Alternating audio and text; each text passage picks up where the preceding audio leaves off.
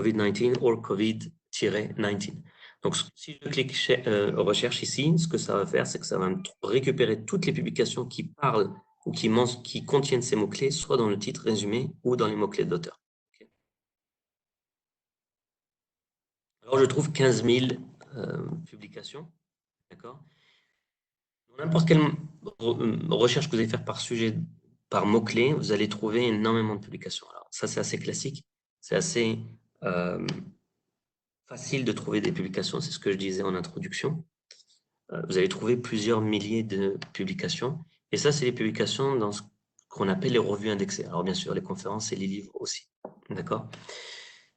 Quand moi je vois ce chiffre, je sais déjà d'entrée que je ne pourrai pas tout lire et c'est là où je vais essayer d'étudier mon champ disciplinaire. Donc c'est l'objectif de la session aujourd'hui. Et pour faire ça, je vais utiliser les filtres sur ma gauche ici. Il y a un filtre qui est assez intéressant déjà, c'est l'année de publication. Et là, on constate qu'au mois d'avril 2020, on a déjà le double des publications en 2019. Alors pour une raison assez simple, c'est que c'est vraiment le sujet du moment. Ensuite, on a les catégories Web of Science, d'accord? Donc, comment on a classé les disciplines, ok? Et donc, on voit que la virologie domine le champ disciplinaire, bien sûr. Donc, virologie, ensuite sciences vétérinaires et maladies infectieuses, immunologie, microbiologie. Alors, je reprends toujours dans les disciplines. Ici, on voit que la virologie domine. Donc, on montre les 5 champs disciplinaires les plus importants en termes de nombre de publications. Cette catégorie, c'est la catégorie de la revue. C'est-à-dire, c'est 14 000, c'était combien? 15 000, pardon. 15 000 publications ont été publiées dans des revues que l'on classe, auxquelles on assigne une catégorie ou plusieurs catégories. Donc, virologie, c'est la catégorie des revues dans lesquelles 4 529 publications ont été publiées. Voilà, c'est comme ça qu'il faut le voir. Ensuite, on voit que c'est essentiellement des articles, c'est ce que je vous disais tout à l'heure en introduction. L'article, bon, sur la plupart des domaines, pas l'informatique. L'informatique, c'est vraiment les proceedings papers, les présentations dans les conférences qui dominent. Mais en règle générale, les articles sont et le type de document de référence en termes de publication, j'ai envie de dire.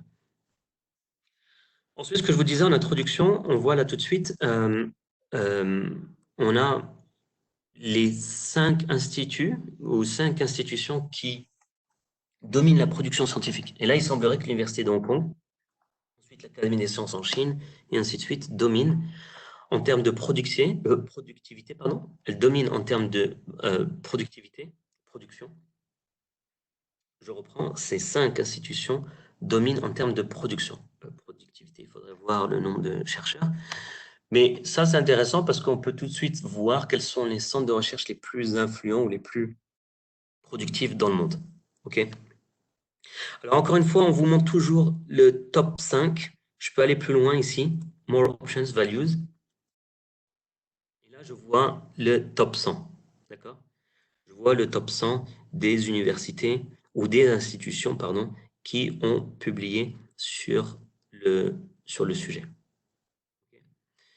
Il y a quelque chose qu'on peut faire aussi, un filtre que j'aime beaucoup, c'est commencer par le pays. Alors, il y a plein de filtres. Je peux aller voir pays et je pourrais aller voir donc là le top 5. Alors, on me pose souvent la question, c'est basé sur quoi? C'est pas la nationalité, c'est l'affiliation, c'est-à-dire le pays, l'adresse de l'auteur. Alors, par exemple, je suis marocain et je suis basé en France et je publie une publication, c'est une publication de France, d'accord? Et vice-versa. Si je suis français, je suis basé au Maroc ou n'importe quelle nationalité, c'est une publication du Maroc, ok?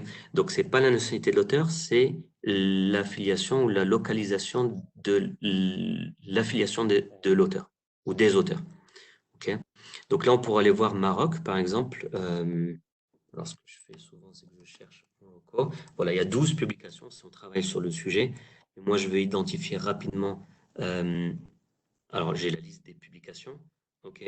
Je pourrais aller voir. Voilà, l'Université Hassan de Casablanca, il semblerait qu'il y ait 10 publications qui parle du coronavirus avec au moins un auteur basé au Maroc et à l'université Hassan II, affilié à l'université Hassan II. Là, on voit Hong Kong, souvent on me pose la question, on a filtré sur Maroc et je vois encore l'université de Hong Kong, simplement parce qu'il y a eu 5 collaborations entre quelqu'un basé au Maroc avec quelqu'un de l'université de Hong Kong. Ça, c'est intéressant. Quand tu parlais de collaborateurs tout à l'heure, supposons, imaginons que moi, ça c'est mon sujet et que je suis affilié à l'université Hassan de Casablanca et je travaille sur le coronavirus. Ben, il y a des gens à l'université de Hong Kong qui ont déjà travaillé avec des gens de mon institution. Ok, donc ils connaissent déjà le Maroc, ils connaissent déjà mon institution. Donc là, je pourrais filtrer et ainsi de suite. Je peux aller voir ici. Je peux aller voir ces collaborations. Alors, on le fera plus en détail dans Insights après-demain, lors de la formation Insights. Et là, je peux aller voir. Voilà, donc là, c'est essentiellement des publications maladies infectieuses, virologie, etc.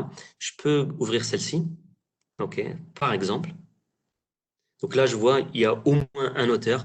Bon, alors ils sont pleins d'auteurs, mais il va y en avoir au moins un au Maroc. Alors ça, c'est l'Institut agronome et vétérinaire, donc c'est l'Université Hassan II et l'Université de Hong Kong.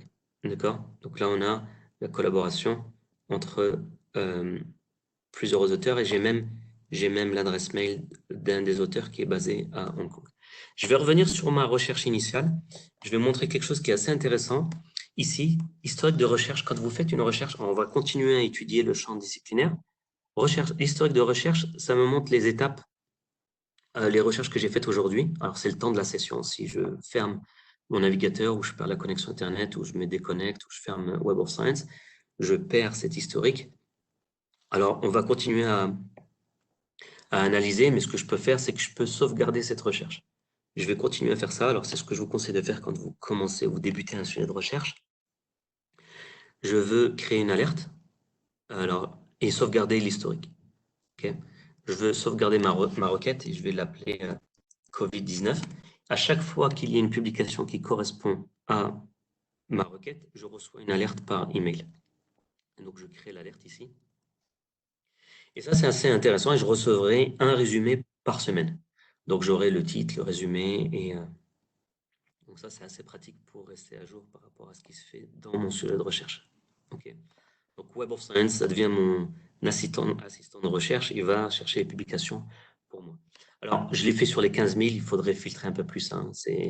Je l'ai fait, supposons par exemple, moi, ce qui m'intéresse dans le coronavirus, c'est pas, je suis pas je ne m'intéresse pas à la virologie. Moi, ce qui m'intéresse, c'est plutôt la modélisation. Modélisation mathématique de, je sais pas moi, l'estimation, par exemple, ou peut-être modèle de transmission du virus, ok, par exemple. Donc moi, ce qui m'intéresse, c'est plutôt l'aspect mathématique. Et donc là, dans ce cas-là, j'ai bien filtré. Et là, je sauvegarde plutôt cette recherche. Je vais plutôt sauvegarder cette recherche si ça, c'est ce qui m'intéresse. D'accord? D'ailleurs, c'est ce que je vous disais tout à l'heure. Quand on parle du coronavirus, vous serez, je pense, pas surpris, mais il y a plein de gens qui parlent ou qui travaillent sur le coronavirus, mais avec plein de perspectives très différentes. Alors, bien sûr, la virologie, c'est ce qui domine, mais on a, par exemple, la pharmacie, puisqu'on essaie de développer des traitements. Il y a la génétique, il y a le système respiratoire, puisque ça touche les poumons.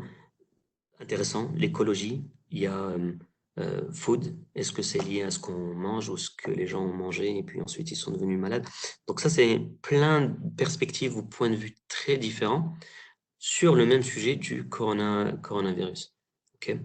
J'ai oublié tout à l'heure statistique, probabilité. J'aurais dû aussi choisir ce champ ou cette catégorie. Ok. Pour ceux qui s'intéressent aux pédiatrie, par exemple, ça peut être quelque chose d'intéressant. Il y a le computer science pour l'informatique, pour ceux qui s'intéressent à intelligence artificielle. Voilà. Des fois, on a des sujets comme ça qui sont intéressants. Donc ici, ce qu'il faut faire, c'est vraiment vous réfléchir à ce qui vous intéresse sur le sujet. OK? Je vais continuer mes analyses. Donc, on a vu le type de document, on a vu les institutions, on a le financement. Là, on voit que les États-Unis financent beaucoup de travaux de recherche. NIH, de nouveau, NIH, la Chine, bien sûr. Donc là, on voit les institutions les agents de financement qui ont participé au financement de ces travaux de recherche. On a les auteurs. C'est là où on voit, par exemple, les auteurs les plus productifs, c'est-à-dire ceux qui ont le plus publié. D'accord? Donc, on vous montre toujours le top 5. D'accord? On a la liste ce qu'on appelle source titles. Alors, souvent, il y a une confusion. Source titles, c'est le support de publication de ces 15 000 publications. Ce n'est pas forcément des revues. Alors, ça va être essentiellement des revues, mais on va trouver aussi des conférences. On va aussi trouver des livres. D'accord? Donc, ça, la plupart, c'est des revues. Ce sont des revues. Et ça, c'est assez intéressant. Pourquoi? Parce que souvent, on me pose des questions. J'ai travaillé dur, j'ai une publication qui est prête. Maintenant, je me pose la question, quelle est la meilleure revue ou la revue la plus pertinente? Et bien sûr, revue indexée. Alors ça, c'est un élément de réponse. Ici, vous avez accès à la liste de toutes les revues qui ont déjà publié des articles ou n'importe quel type de document qui mentionne mes mots-clés, coronavirus, Covid-19, etc. Alors, je pourrais filtrer, comme j'ai fait tout à l'heure. Si moi, c'est l'immunologie qui m'intéresse, donc là, je vais avoir une nouvelle liste ici, je repars. Donc, de 15 000 publications, j'en ai enlevé quasiment 85%. OK?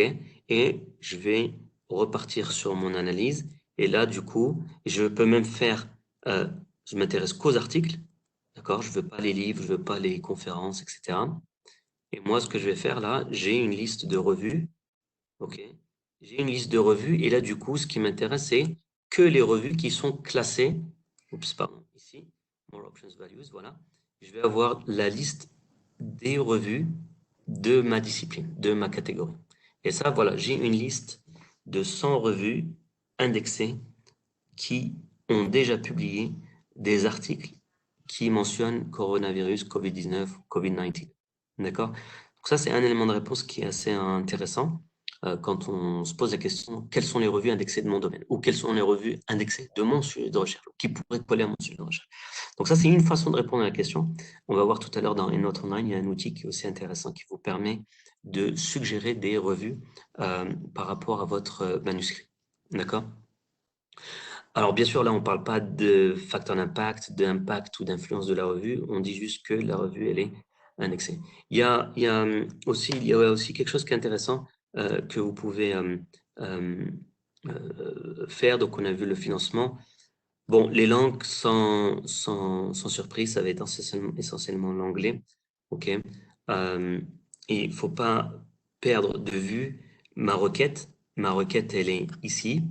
Ma requête, c'est coronavirus COVID-19, immunologie et articles. D'accord? Et dernier point, il y a aussi les conférences, c'est ce que je disais en introduction. Ici, j'ai la liste des conférences. Alors, j'ai trié sur articles. Donc, c'est potentiellement des articles qui ont été présentés dans les conférences, enfin, des publications qui ont été présentées à des conférences, c'est-à-dire à la fois articles et conference proceedings. OK, donc là aussi, j'ai la liste. Il faudrait enlever le filtre. Je vais le faire. Il faudrait repartir ici. Quelles sont les conférences qui peuvent coller? Alors, je vais enlever article. Je vais revenir ici. Alors, sur immunologie.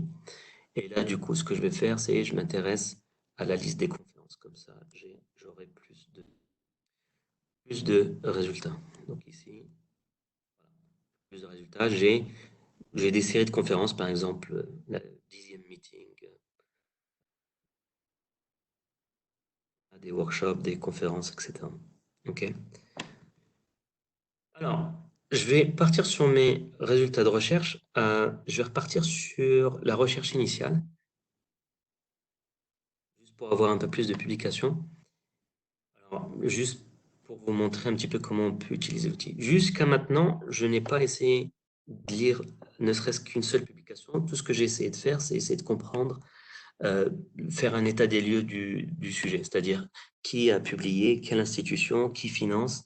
Dans mon pays, au Maroc par exemple, qui a travaillé sur le sujet, quels sont les auteurs les plus productifs, quelles sont les revues qui pourraient coller à mon potentiellement mon sujet de recherche, et ainsi de suite. Je n'ai fait que ce genre d'analyse.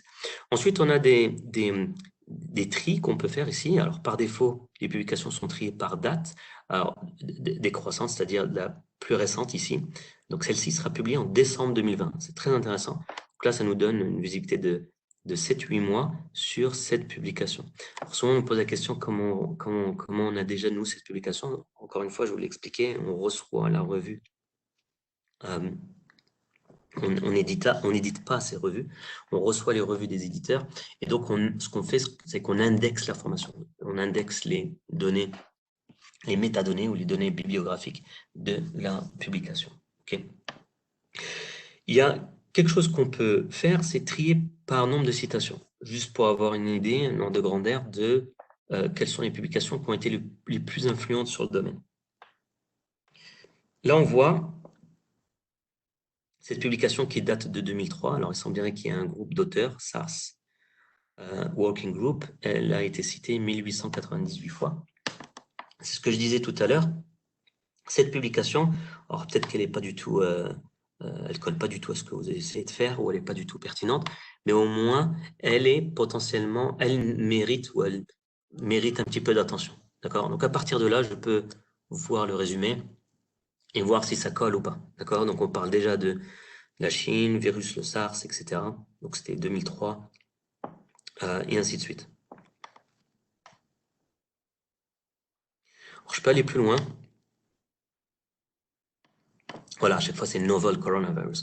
Donc, le SARS, en 2003, c'était un nouveau coronavirus. OK, donc ça, c'est intéressant. Ensuite, on a un indicateur qui est intéressant ici, c'est le Highly Cited in Field. Highly Cited in Field vous permet tout de suite de savoir quelles sont les publications qui ont été fortement citées dans votre domaine. Alors ici, on parle je pense que ça, c'était au temps du MERS, qui est aussi un coronavirus en Arabie Saoudite ici. On a Highly Cited Paper, d'accord? On en a un autre ici, Highly Cited Paper. Tout à l'heure, on aurait pu regarder, il y avait plus de citations, mais c'était pas un Highly Cited Paper. Alors, je vais expliquer rapidement comment on calcule cet indicateur, c'est assez simple. On s'intéresse aux publications qui ont moins de 10 ans. C'est le cas pour cette publication. Ce n'était pas le cas pour l'autre publication qui datait de 2003. Donc, cette publication, elle a moins de 10 ans. Okay. Et on va classer les publications par type de document. Donc, il semblerait que ça soit un article. Il faudrait regarder. Et dans le domaine de la médecine clinique. Okay. Et tous les 2 mois, ce qu'on fait, c'est qu'on compare les documents du même type, dans le même domaine, et on s'intéresse au top 1%. Okay. Donc, quand on compare cet article avec les articles qui ont été publiés en 2012, en médecine clinique, elle a reçu 1358 citations, ce qui fait que cette publication, elle est dans le top 1%. C'est un peu comme ce qu'on pourrait faire le classement dans une promotion ou le classement dans une classe. On s'intéresse aux étudiants, par exemple, qui ont le top 1%. Alors, bien sûr, et ça, on le compare avec les documents et publications du même type, dans le même domaine, à travers le monde. Okay. Donc là, moi, ce que je dis, c'est que sur 15 000 publications, on en a 76. Alors, on pourrait passer plusieurs semaines. Je pense que ça, c'est intéressant à faire, surtout quand on débute dans un sujet, de s'intéresser à ces publications qui ont été très influentes sur 10 ans en sciences. C'est un temps assez court, assez rapide. Okay. On pourrait regarder date, sur la date, les publications les plus récentes. Okay. Donc, ici, mars 2019. Cette publication, elle a 1 an, elle a déjà été 72 fois. 72 fois, c'est quand on sait le temps que ça prend pour rédiger une publication et de publier. Ce que ça dit, c'est que cette publication était assez influente, ou en tout cas très influente dans son domaine. Donc, microbiologie, je pense que c'est microbiologie, voilà. Cette publication, c'est dans le top 1%. Okay. Donc ça, c'est un indicateur assez intéressant. Souvent aussi, on pose la question de j'arrive pas à accéder à la publication. Si je repars ici, vous verrez que, surtout pour le coronavirus, la majorité des publications sont ce qu'on appelle open access. 11 000 sur 15 000, c'est énorme. On a aussi un petit outil qui est assez pratique. Je vais ouvrir une publication ici qui s'appelle Copernio, ici, là. Ok, alors je vous conseille de l'installer. C'est une extension Chrome. Elle existe sur Chrome, Firefox et Opera. Si je clique sur View PDF ici, là, il a trouvé le PDF et il va me dire, voilà. Donc là, il m'a trouvé le texte intégral. Alors, au Maroc, vous avez aussi la chance d'avoir accès à plusieurs euh, bases de données qui vous permettent de chercher le texte intégral si vous ne le trouvez pas de cette façon. Donc là, c'est simple. Vous installez l'extension. Okay, vous voyez l'extension là, elle est installée dans mon navigateur. Okay, et à chaque fois qu'il voit, ça marche aussi sur PubMed, par exemple, sur d'autres bases de données, ou même sur les sites des éditeurs, il va essayer de trouver. Donc là, il me dit qu'il a trouvé la version PDF chez l'éditeur. OK. OK. Alors, je vais juste repartir sur une des publications. Je vais prendre n'importe quelle publication. Ce que je vais faire, je vais juste en prendre une d'ici, par exemple. Je vais m'intéresser à une publication. Alors, bien sûr, il faudrait passer du temps là-dessus. On peut faire une recherche dans la recherche, d'accord? C'est-à-dire que dans mes 76 publications, ce qui m'intéresse, c'est uniquement les publications qui parlent de la Chine. OK, pourquoi pas? Sur 76 publications, il y en a 10 qui parlent de la Chine. Okay. Je vais prendre celle-ci. OK, et je vais... ouais, celle-ci. Je vais prendre celle-ci, peu importe. Et là, je vais commencer à l'analyser. Alors, bien sûr, on a le titre, la liste des auteurs, les détails de la publication. C'est un article qui a été publié en janvier 2019. Le nom de la revue. OK. Le résumé. D'accord. On a les mots-clés des auteurs, comme ce que j'ai expliqué tout à l'heure, et les mots-clés, ce qu'on appelle Keywords Plus. Donc ça, c'est nos équipes de données, responsables des données, se fait ici. Euh, les équipes de données lisent la publication et disent, voilà, effectivement, les auteurs mentionnent qui parlent de pathogénicité, etc., mais ils parlent aussi de virus, infection, séquences, etc. OK. Ensuite, on a les adresses des auteurs, on a même l'adresse mail, des fois plusieurs adresses mail des auteurs. On a l'information, ça c'est une information très riche si vous cherchez à collaborer avec des gens dans votre domaine. On a ici l'information sur les agences de financement. Donc ça c'est assez intéressant aussi pour savoir si moi je cherche des financements, je cherche des bourses de recherche, ben, je vais m'intéresser je vais me poser la question, qui a déjà financé des travaux similaires? Parce qu'il se peut qu'ils aient des problèmes, des problèmes, bien sûr, là, la Chine, okay, mais il se peut qu'ils aient des programmes de financement, il se peut qu'il y ait des priorités de financement, priorités de recherche. Et comment on sait ça? Ben, simplement parce que quand on lit la publication, les auteurs, ils ont écrit ça, ils ont donné le nom du programme et euh, euh, le numéro de la bourse de financement, si je peux dire. Ensuite, ce que je peux faire, c'est que quand j'ai trouvé une publication, et c'est ce que je disais tout à l'heure, on peut analyser les références. Et ça, c'est un outil qui est assez puissant. Si moi, je travaille sur ce sujet, alors bien sûr, moi, je ne travaille pas sur ce sujet, mais si c'était le cas, cette publication, elle a été citée 8 fois et ces auteurs, ils ont cité 32 publications. Je peux analyser les publications auxquelles ils font référence. 32 plus 8 plus 1, là j'ai 41 publications. J'ai celle-ci, bien sûr. J'ai les